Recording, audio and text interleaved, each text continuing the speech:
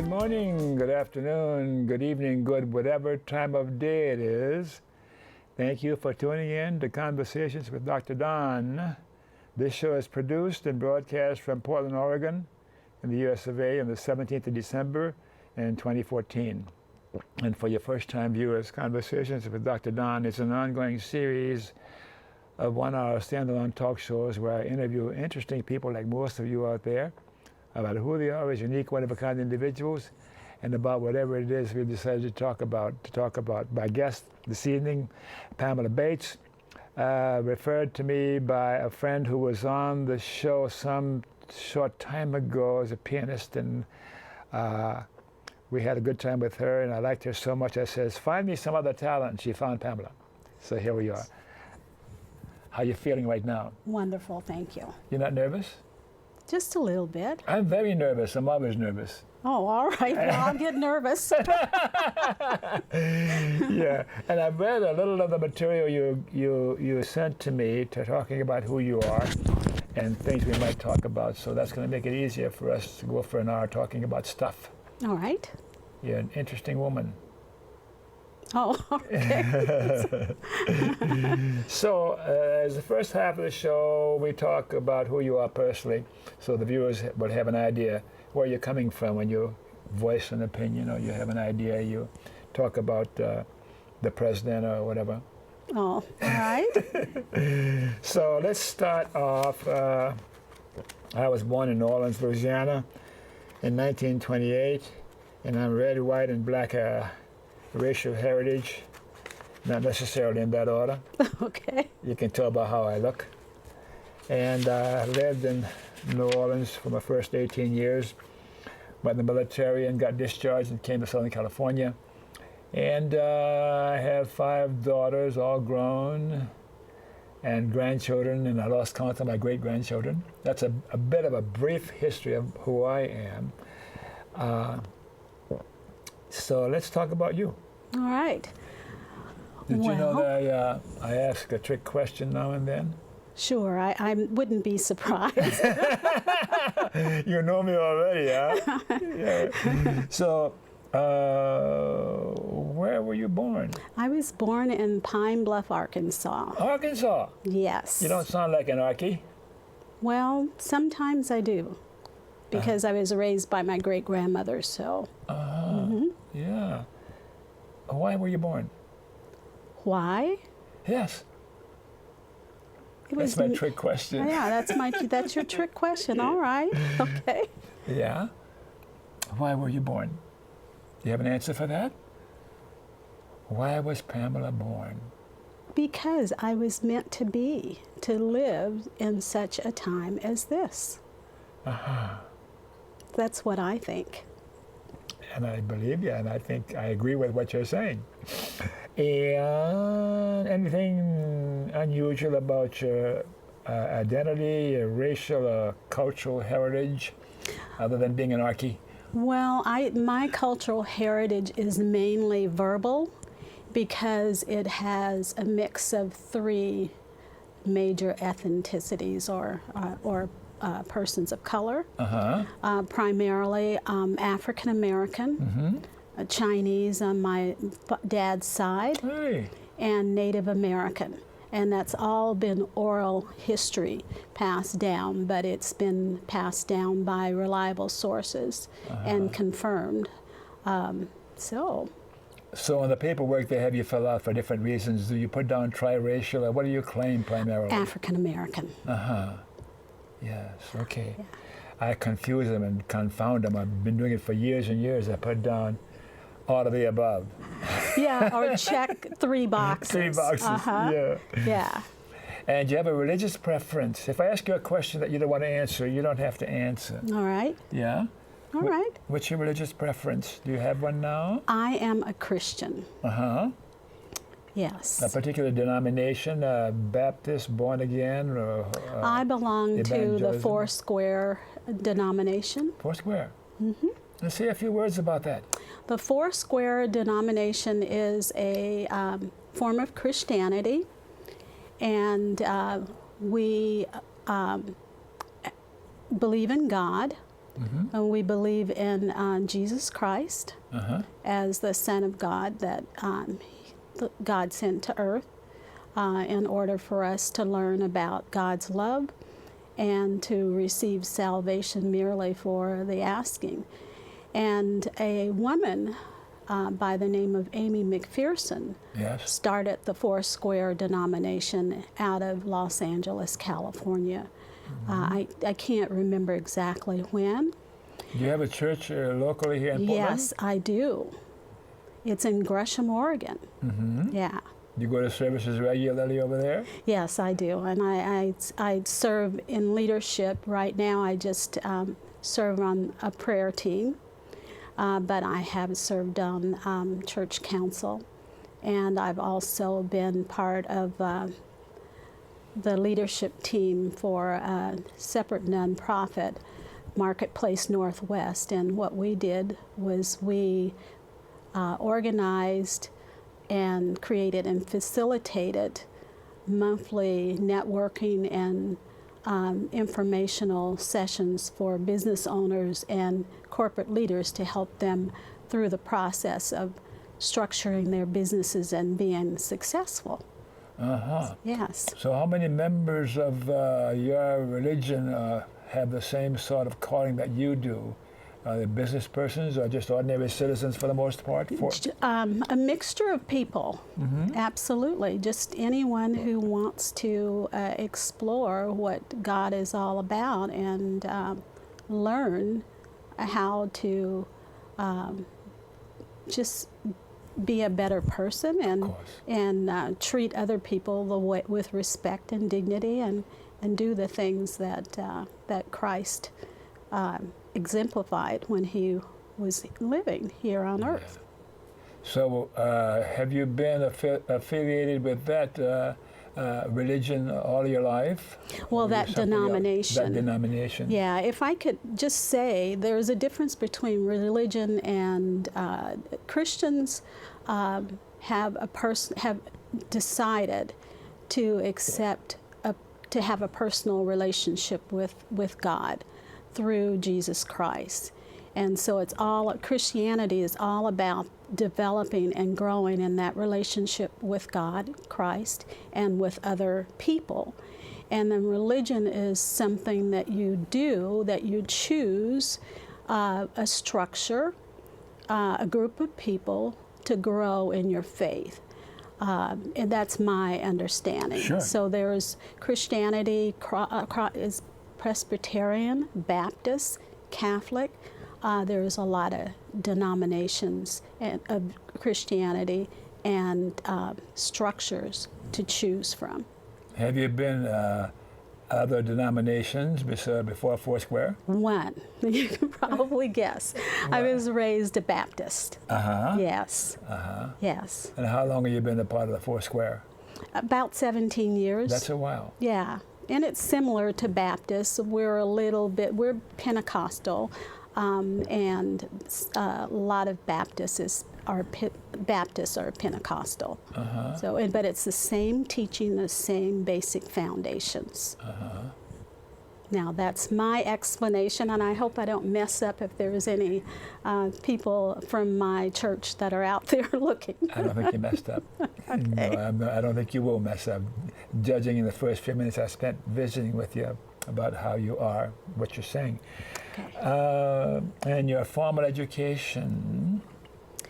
Well, I have it's an eclectic type of education, primarily in finance. I have an associate's degree in banking and finance, and I have a graduate level degree or a certificate from Lewis and Clark College in commercial lending, business lending. That's what I specialized when I was in banking. And I also have a certification from Portland State in general banking education. That was a lot of fun doing that year-long program. And I have a certificate from Warner Pacific College in Foundation in Christian Ministries, and several other certifications. Yeah. You should have a lot of money. That you learn so much about money and business and those kinds of things. Okay. All right. I'll remember that. Any other education come to mind for you that you've experienced in your years? Well, other than the School of Hard Knocks. All right. Other education other than the School of Hard Knocks, are you referring to academic education? Not or? necessarily. Whatever comes to mind. Well, I think there's education. Experiences, and Yes. experiences most definitely. I think a lot about how to take care of myself. And in my Christian walk, I've learned a lot about my inner self, how to make better decisions, a lot about forgiveness, and that's come from the School of Hard Knocks. And I'm like, I'm sure God is, when He created me, it's like I'm one that says, no, I don't want to. I don't want to forgive. I don't want to do this. I don't want to do that. Then I'm like, oh, okay. I'll have my tantrum and then I'll get over it and do what's right. Nobody really knows that I've gone through that process, but I guess they will now. Be careful. That's right. Your reality is what's important, I think. That way people are more inclined to be closer to you and trust you with their own inner workings. Yes. That's my experience. Yes. You know, I'm a retired psychologist, so I have all kinds of other ideas. I'm sure. Yeah. Do you still work? Yes, I work, but I don't officially work for an organization. I do some volunteering. I've minimized that in the last year or so. And I work a lot on my writing. And I still do, occasionally, I'm asked to share some of my professional background from finance and helping people to figure out how to organize their business or whatever. And I don't do it as a business or charge a fee.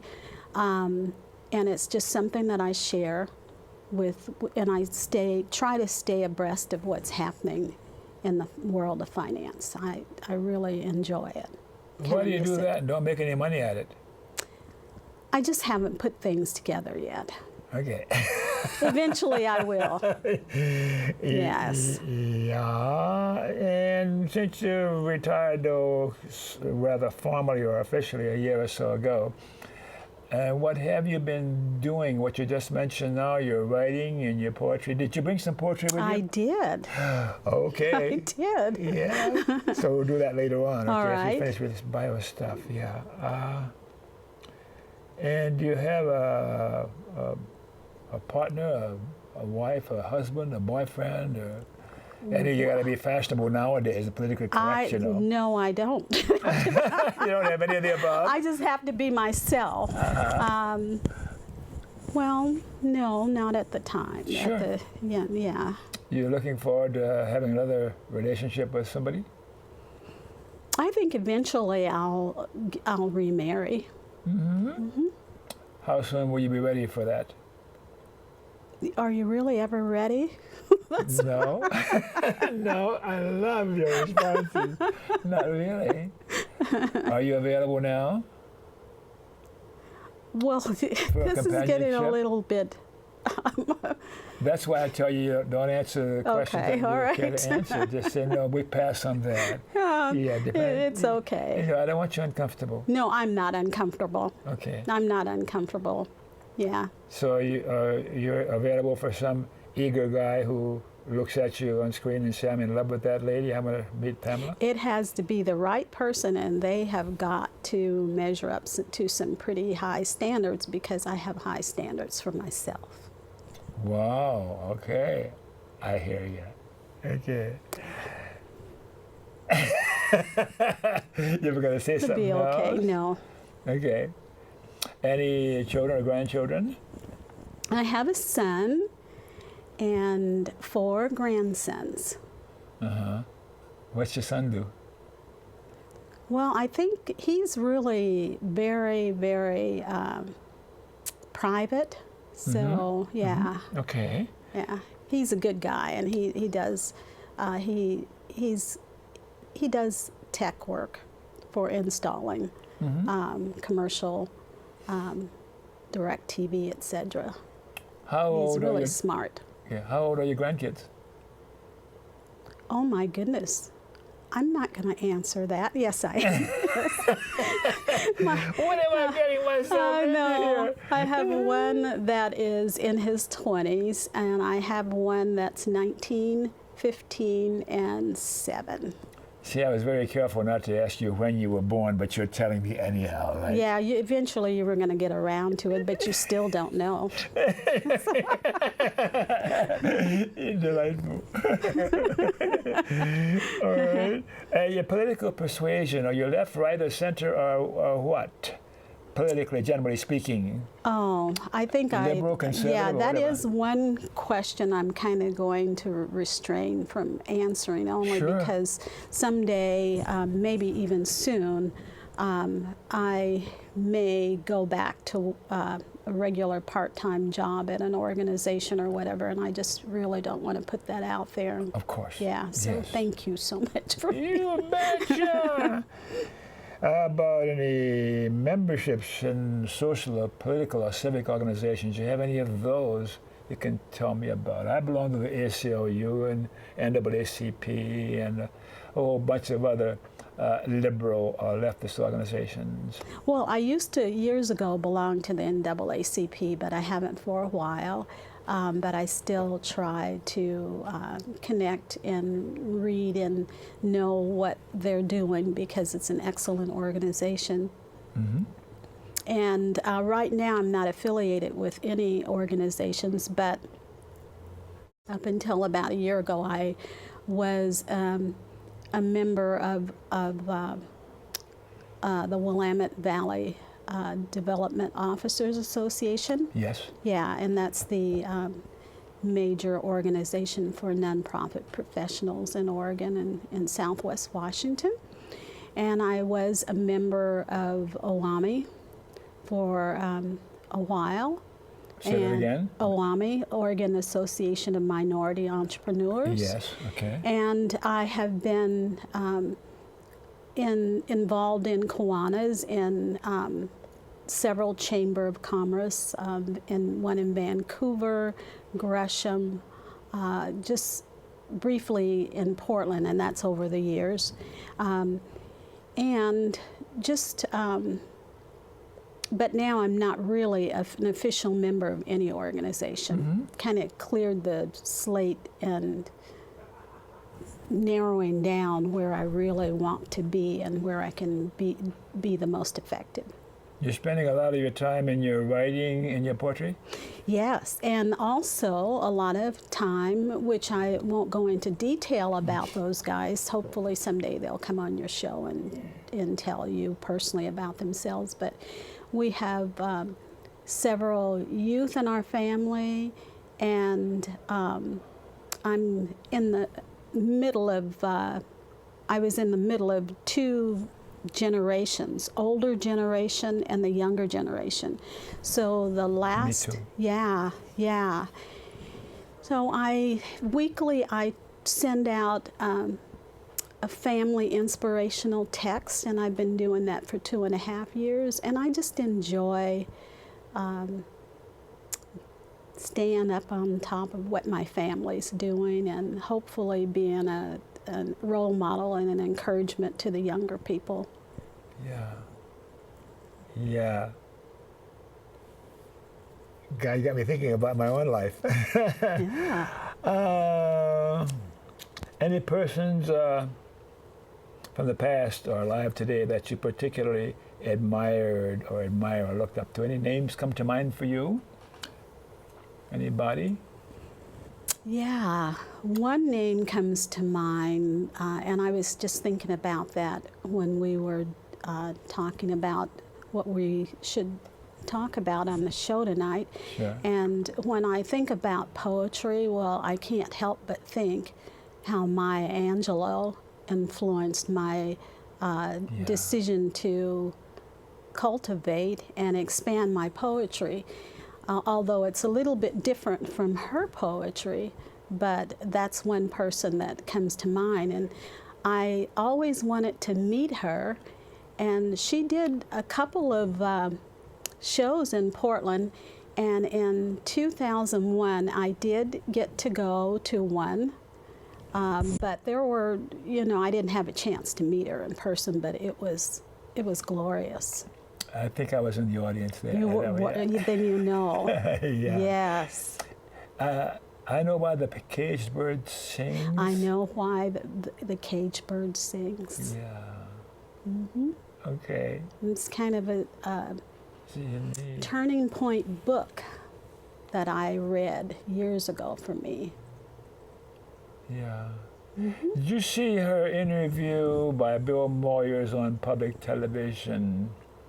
They've replayed it a number of times, and I've seen it two more times beside the first time I saw that interview. And the reason is because they were going through Stamps. She was walking with Bill through Stamps, Arkansas. All right. And they walked through town and were talking about stuff, and she was delightful. This was about 20 years ago. And then they got to the railroad tracks.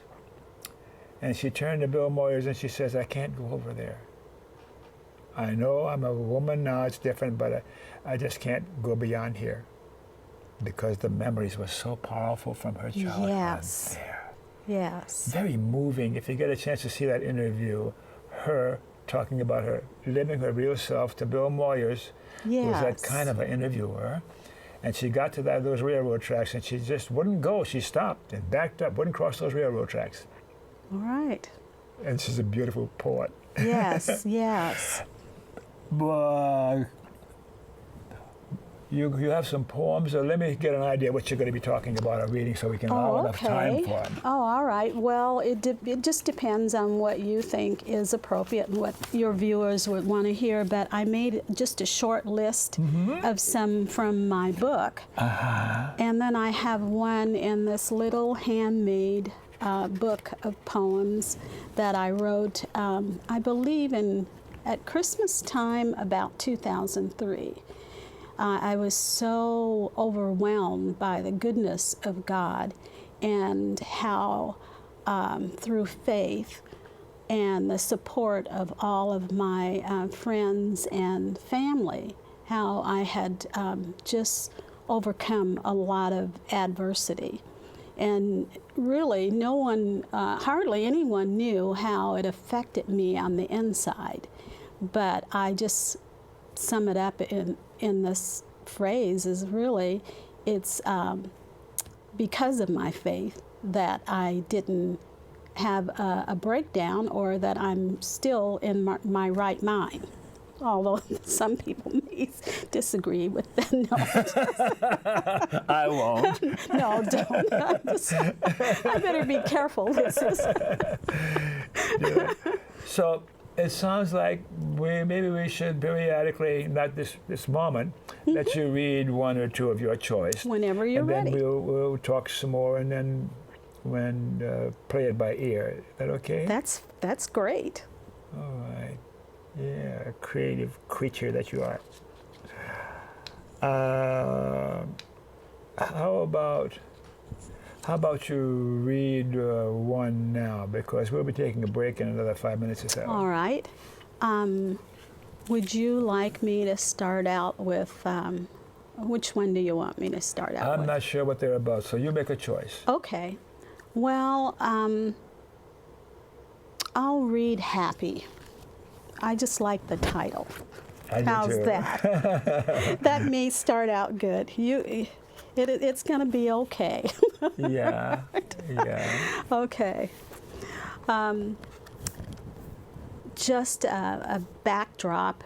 When I wrote this book, it was after following a very challenging time of career change that I fought tooth and nail, that it was meant to be. And I had a lot of emotions, and when you read the book, it has 7 chapters, And each chapter has a series of poems at the end.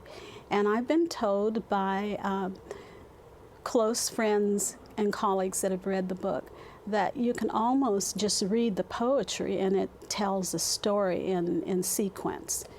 But this one I wrote during a time when I was just really relaxed and realized, why am I being so stressed about everything and worrying?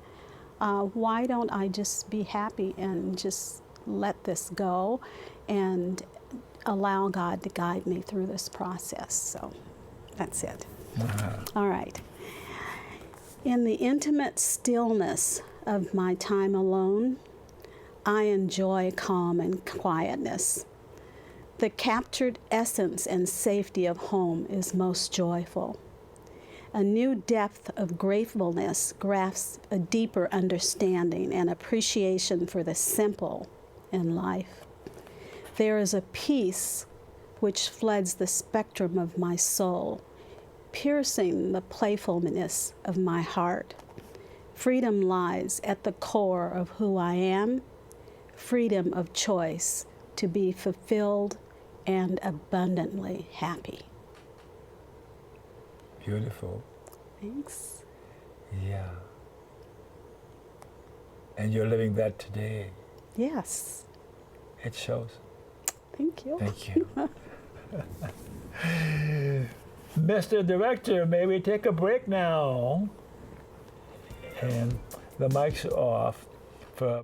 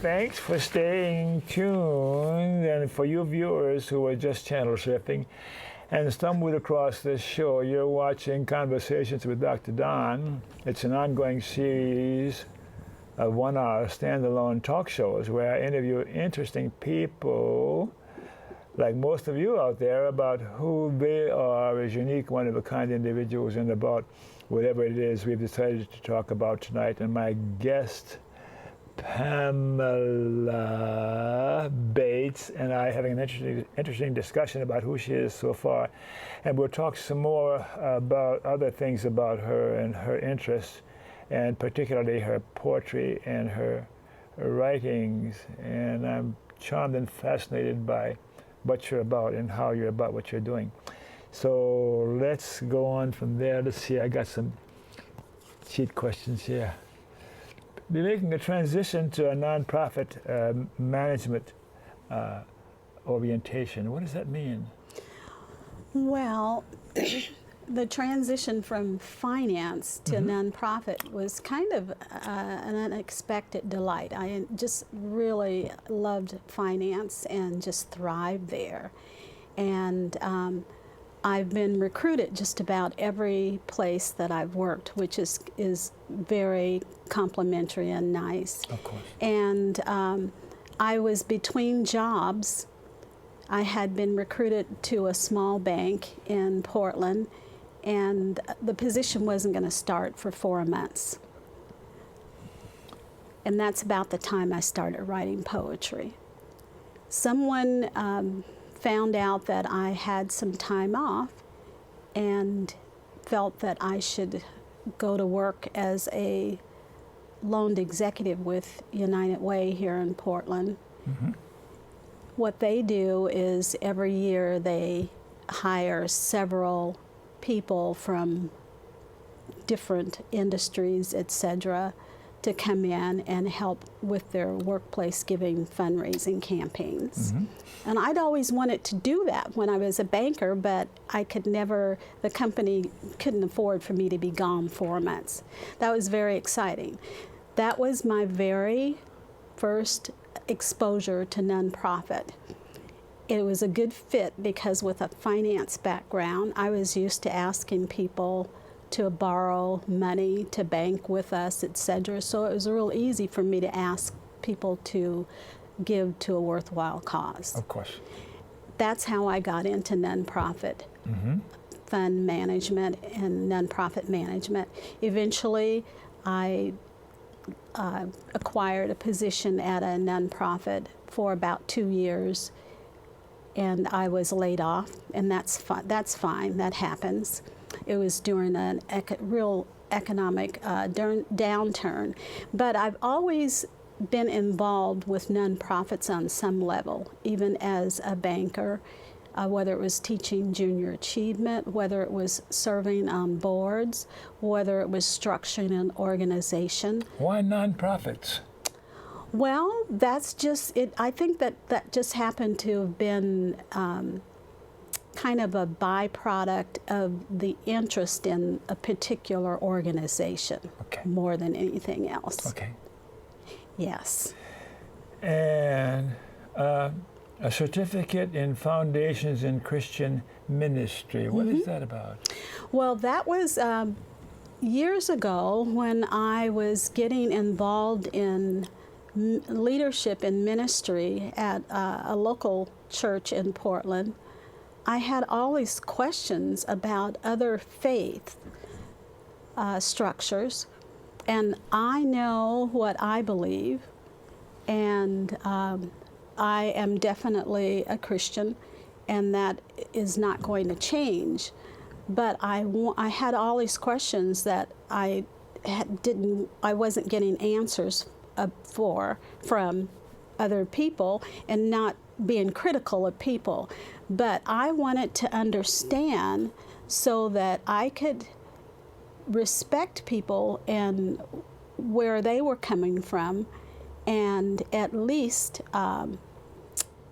be on the same page with them, for lack of a better term, conversationally. And Warner Pacific had offered this. It was a trial basis, this certificate in ministry, and they covered just everything, where the Bible came from, how we got the books of the Bible that we do, different other denominations of Christianity, other faiths, an overview of what their beliefs and value systems and their structures are. And we also, the primary reason for my being so attentive to this program, which resulted in a certificate in ministry, was because I love every aspect of studying the Bible. It is just, you can study different scriptures and they just come alive in your spirit in different ways, and there's always something to learn, and it's one of the most intellectual books there is. And we did a lot of Bible study as well. What about other religions? What do you think about practitioners of other religions? Well, I try not to be, actually I try not to verbalize my own beliefs there, because it's just getting into an area that's very controversial.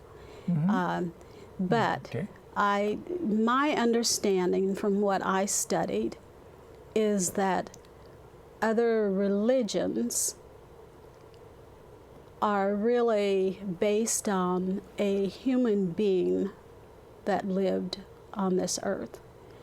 And in Christianity, we believe that Jesus is God, part of the Trinity, the Father, Son, and the Holy Spirit. Being a Catholic, I know what that means. And the Father,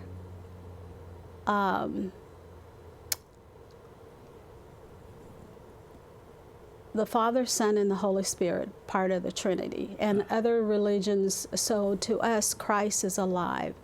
He lives in us through love, through, in essence, the fruit of the Spirit, which is love, joy, peace, patience, gentleness, goodness, kindness, faithfulness, and self-control. And the Father, God, Jesus loves, the Holy Spirit guides, and the Father and Jesus teaches. And I may not have that specifically correct. I have it written down, and I'm kind of a little bit nervous now, but Finally, anyway. I've been nervous by myself. Yeah. No, you're fine. Yeah, so that's the difference between the Christian faith and other religions is just that. It's a faith. It's a faith in a living God. And I'll give you a classic example. The other day I was going someplace and I was driving, and it was kind of scary because a man just, I was waiting at a stop sign, and I really didn't see this man just come out of nowhere to cross the intersection. And my instincts just told me, you need to stop. Well, that wasn't me. That was, I feel that was God guiding me and protecting me and watching out over me. So it's just all the little things. Sure. Yeah. Okay. That's the living God. Yes. Marketplace ministry, what does that mean? That means that there are books about it, and that means that Christians in leadership and just anywhere, at work or whatever, you don't need to force your faith on other people or talk about it or whatever, but just by being the best person that you can be, by having a spirit of giving and just valuing other people as God's creation and just being yourself. And so the marketplace ministry is a formal ministry that helps to develop leaders regardless to where they're at in their careers or their positions. And I'll give you one of my mentors that I've never met in person, but that I have learned so much about leadership from, is John Maxwell. And John is definitely a marketplace minister. He is a pastor. He, I believe, is retired from the ministry, traditional ministry as it is now, but he has developed decades of leaders in major corporations all over the world. And you just learn a lot about leadership. And so John would be a classic example of a man of God that has created a marketplace ministry. What is a ministry? Generic definition for a ministry. What is that? You know, I have not looked that one up, so I don't know. But I don't know if I could do it justice by, I guess it's by serving in some capacity that helps humankind and to help people to know. Well, there's a quote that one of the leaders in the Christian faith has, Bill Hybels, and he says that your inner self matters. Not everything can be resolved with your head. Of course. You got it. All right.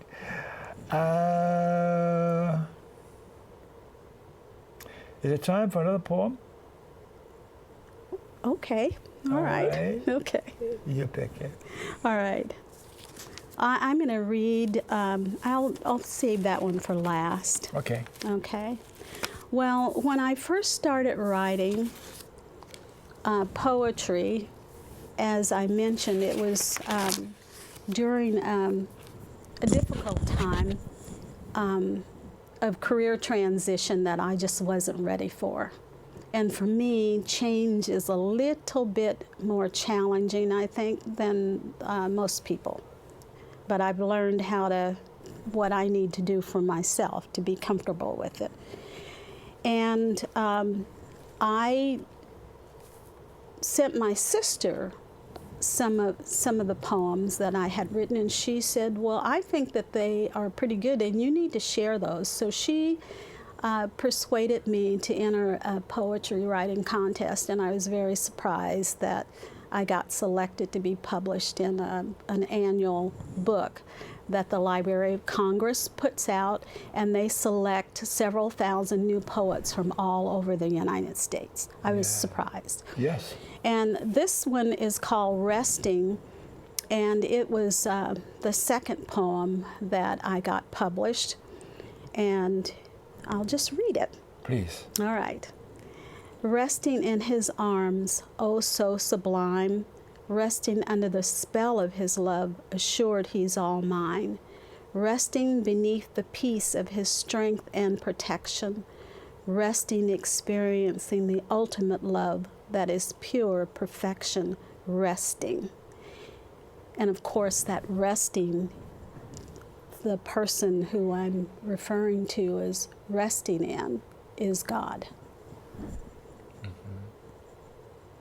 And as you were reading it, I felt myself resting. That's good. You did it. That's right. Yeah. I'm honored. It's the words and your way of saying it and expressing it. Oh, that does something, and I'm available. My inner core is available to experience what you're talking about and how you are. So thank you. Thank you. Yeah. Ah, okay. So let's continue on for a bit here. Embracing the spirit of Christmas. What is the spirit of Christmas? It's all about giving of yourself, giving of just being kind to other people, and being happy, and it all boils down to one spirit for me, and that's God's spirit. Because Jesus is the reason for the season. Now, we do have these delightful traditions that we do. We, in this world of diversity, it's important for us to be respectful of other people and where they're coming from, regardless to what we believe, and just to show kindness. And I was reading an article in a publication that I subscribe to, and it described the spirit of Christmas so eloquently, and it's all about God's love for us and how we express that to other people. And it's called agape love, and it's this unconditional love. Oh, yes. Martin Luther King Jr. was a wonderful example of showing agape love in all situations. Oh, yes. Yeah. So it's regardless of what has happened to you, or regardless of what someone else has done to you, that's a toughie. And it's all about giving and forgiving.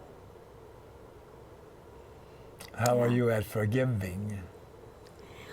Well, I Gotcha. You I asked did. myself the question too. I'm getting toughie. better. I am too. Sometimes I Getting have to better. verbalize it, even if it's in my own private time, before my heart embraces it. Yeah. For me, I can forgive, and yet there are instances when I think the person I want to forgive is not going to change and will hurt me again in the future. So I want to save my forgivenesses for those who I think are going to hear me. I think. That's my spontaneous thought. That sounds like the natural way. It's like, yeah, but see, when, for me, God is the one, through His Spirit, through my time of prayer, through my time of just listening to music, through my time of maybe reading a scripture or hearing our pastor do a teaching, then I really embrace it. But as I mature in age, I embrace it more and more because it's so toxic if you don't. It is just very, and I don't want a bunch of wrinkles. I would say that, but it's too late. You're doing good. Did I ask you about people from the past or alive today that you admired or look up to? Did I ask you that question? Yeah, you that are alive today, or from the past. From the past. Well, yeah. I gave you one from the past, and I have several today. Yeah. Take them off. Yeah, I think, and I'm going to say this, both my grandsons, I really look up to them. Really? Yeah. Yeah, because they're young, but they still want to hang out with me occasionally. And if I say or do something stupid, they just tell me, but they just move on. And they're just wonderful young men, and I look up to them. Where'd they get that from? They got it from their parents. You're bad. Yeah, and they've taught me a lot. They're great. Because young people teach us, more age-mature people, if we'll listen to them. I think they help us to survive through change, and I talked about how some change is really difficult for me. Okay. And Me too. they will help you survive through change. They keep you youthful and keep your mind active, and they teach you things. Like my son and his girlfriend we celebrated Thanksgiving with them and her daughter and my two teen grandsons. And one of them is very good at eating his meal with chopsticks. We went to Benihana's, and he just teaches me, and he taught me, and I ate my whole meal. My son's like, we're going to be here all night. Mom already eats really slow, and now she's going to not eat with a fork. She's going to eat. Did you have an apron? No, I did. I did really, really well. So that's just one little itty-bitty example of how they help you through change. And then sometimes I'll just listen to the two of them have an exchange in their dialogue, even from the time that they were like little bitty boys, and they'd be in the back seat. I'd take them places and all. They'd be in their little car seats, and they'd have these exchanges between the two of them, and it was just enlightening and refreshing, and I learned. So my grandsons, I'm going to say it, yeah, they're two people that I really admire today. You want to tell them what you admire about them? And camera 3, look in camera 3 and talk to them. Well, I admire how you two just really helped me with a lot of sensitive areas of my life and helped me grow and learn and stay focused, and how you are sometimes brutally candid. and just how intelligent you both are, and the terrific futures that God has for you, and they're extremely handsome as well. So, and I admire my son too. He's a good guy. What's the most valuable life lesson that you have learned in your life? What's the most valuable life lesson you've learned? To stop whining. You know, go back to this book. When you read this book, I was very angry, and essentially, I didn't adjust to a change. It took me 12 years, so I had been whining for 12 years. Well, that caused a lot of problems. Economically, because I didn't get on with the next phase of my career like I should have. So that was a valuable lesson. And along the way, I also learned that some of the people involved in my demise that I thought were involved were just doing what they felt was right at the time. Yes. And I took it very personally. Now, I'm glad I wrote the book, because there's a lot of people stuck in the same place that I was stuck, and hopefully they'll get unstuck. But I think there is a lady by the name of Iyanla Vanzant that wrote, she's written several books, but she was on the Oprah Winfrey Show years and years ago. And one of the things that she said is so profound, and it sticks to me, and I think this sums it up, bottom line, what I've learned. Yes. Good or bad, right or wrong, people do the best they're capable of at the time. Okay. Okay. Now, because of the clock, how long is this last poem you're going to read for us? Ooh, 30 seconds, a minute, 2 minutes, or what? Okay. Well, let's just read. I'll read a really short one. Okay. Okay.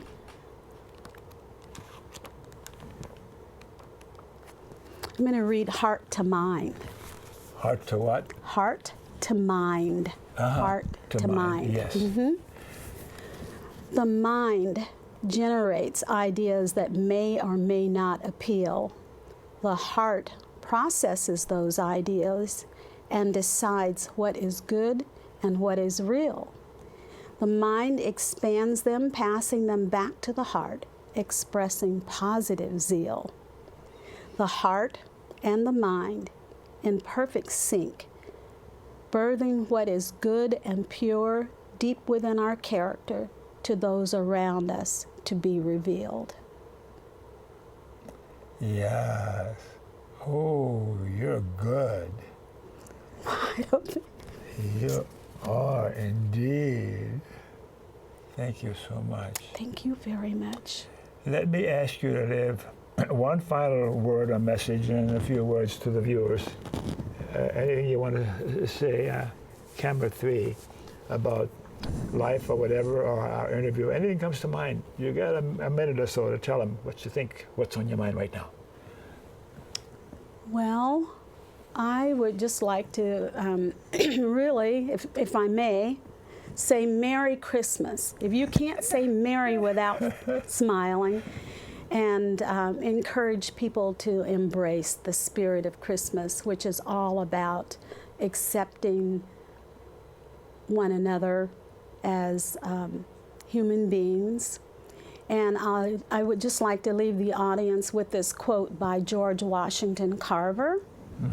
And he was a great philanthropist and gave away just about all of his life income and spent his life educating young people in a formal academic environment. Seconds. Okay, but how far you get in life will depend upon how tender you are with the young, how gentle you are with the aged, how sympathetic you are of the striving, and how tolerant you are of the weak and the strong, because somewhere in life you will have been all of these.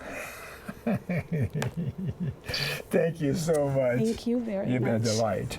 Likewise. Mr. E, yeah, PSA, to watch my shows on the web, Google Don Baham YouTube. There's many, many shows on there you can choose from. I interview politicians, truck drivers, pizza makers, researchers, and educators like my friend here. And ACLU, I've got to tell you about the American Civil Liberties Union, because our civil liberties are in jeopardy nowadays. That's my personal opinion. We've got to protect our civil liberties to save America. And we got to end corporate personhood, because the Supreme Court said corporations are persons, and that's crazy, because as a result of that, corporations are now spending money like crazy to buy the politicians so that our voices are not heard out there in the world. So we got a constitutional amendment. And I want to tell you about the Alliance for Democracy, a wonderful organization that belongs to a national organization. And there are area chapters around the country that work on justice and social issues and political and human interests and climate change and all that kind of stuff. So, oh, God, remember KFC. Oh, yes. Not Kentucky Fried Chicken, Dr. Don's KFC. Kind, friendly, and charitable. Be kind, be friendly, and be charitable to you, too. And you too. And you too. And you too, Mike. Thanks again for watching. See you next time. Good night.